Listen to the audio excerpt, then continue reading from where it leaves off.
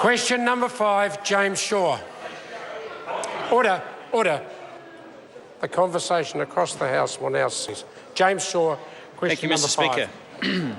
My question is to the Minister of Finance and reads, what advice, if any, has he received from Treasury in the last 18 months on the importance of New Zealand businesses, of certainty about long-term policy settings?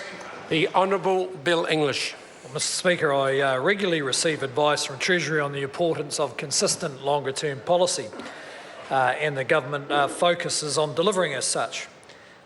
It is important, for example, to have consistency on climate change policies. It would be very disruptive if, for instance, we ditched the established ETS for a carbon tax, heavily taxed agriculture without any proven technological solutions for reducing emissions, and suddenly announce we're trying to achieve carbon neutrality, whatever that is, by 2050. Supplementary. Supplementary question, James Shaw.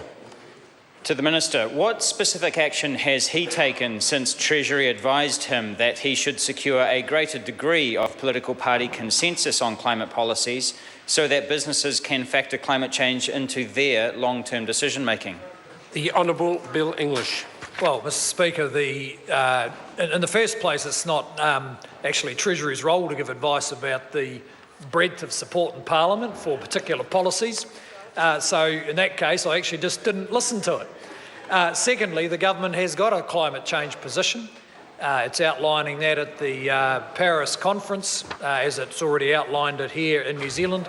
And from what I can see, there's a fair amount of political support behind that.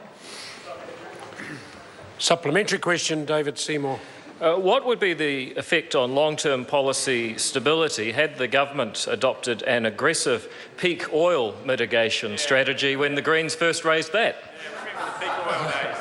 The Honourable Bill English. Well, it would be pretty disruptive, but I don't think the Greens really expect anyone to take their policy positions too seriously. Often they're about symbolism and positioning for the Greens. Order. I apologise.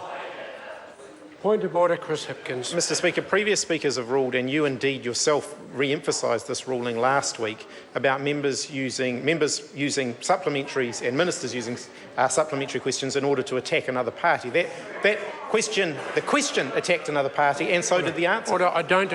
Order. No, I don't need.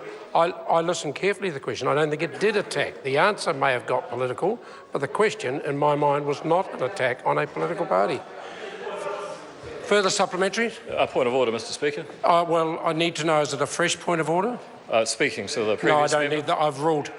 Further supplementary? Supplementary question, James Shaw. Thank you, Mr. Speaker. Why is this government acting unilaterally to set climate policy when Business New Zealand have advised that their major companies group say that they want more government leadership on climate policy, clarity of direction and cross-party agreement? The Honourable Bill English. Well, Mr. Speaker, by and large, we're not acting unilaterally. For instance, this government, when it came in 2008, adopted the emissions trading scheme, which was put in place by the previous government, in fact, invented by the Green Party, because we thought in the end it was the most logical to have a price. I understand the Green Party position has now changed because the price isn't high enough and there's not enough pain associated with improving carbon emissions. So we haven't shifted ground, but the Green Party has, and that's a bit unfortunate because there was general consensus on the ETS. Supplementary. Supplementary question, James Shaw. Why does he believe that New Zealand needs a 30-year plan for infrastructure, but not for climate change, which will impact on infrastructure? The Honourable Bill English. Well, Mr. Speaker, we do have, in fact, it's more than a 30-year, it's a 35-year target, I think minus 50% by 2050, because as we know, these are, it's going to take a long time for the world to heat up significantly. It's going to take a long time to take the measures that might mitigate that. Supplementary. Supplementary question, James Shaw. So given that the government has a target of a 50% reduction in emissions by 2050, what is contained in the plan to achieve that target? The Honourable Bill English. Well, Mr Speaker, the main tool is the one that we adopted that was Green Party policy, and that's the emissions trading system. And that is the beauty of it, that as demand for carbon credits rises, the price will rise. That's been happening. Price was very low. It's now risen quite a lot in the last couple of years, and it may well continue to rise. That's a sound long-term policy, which I think most parties agree with. Supplementary. Supplementary question, James Shaw. So does he agree with the Prime Minister in explicitly ruling out cross-party negotiations on achieving long-term policy stability on climate change? And does he think that business owners can take any comfort about what they can expect from the government? The Honourable Bill English. Well, Mr Speaker, always interested in discussing these issues, but on some of them there's just some deep differences, and on others the Green Party has changed its position. And it'd be a bit hard to know. I mean, if the Greens Party wants to can the ETS and move to a carbon tax, that's a pretty big shift. It'd certainly take a lot of talking to persuade the government it was the right thing to do. And I can't understand why the Green Party's changed its view. Supplementary. Supplementary question, James Shaw. So has he received any advice that changing climate policies every time there's a change of government is a good idea for business, for farmers, or for the country? The Honourable Bill English.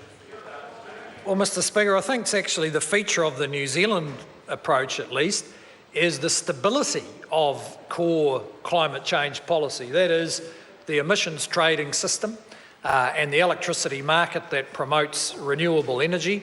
Those have now been in place for about 10 years. The major parties have tended to back that. The Greens did up until pretty recently, I think. So I would argue to Business New Zealand, there is pretty steady policy, actually. Maybe they don't like the implications of it, but we're not changing it. Question number 6, Grant Robertson. Thank you, Mr Speaker. My question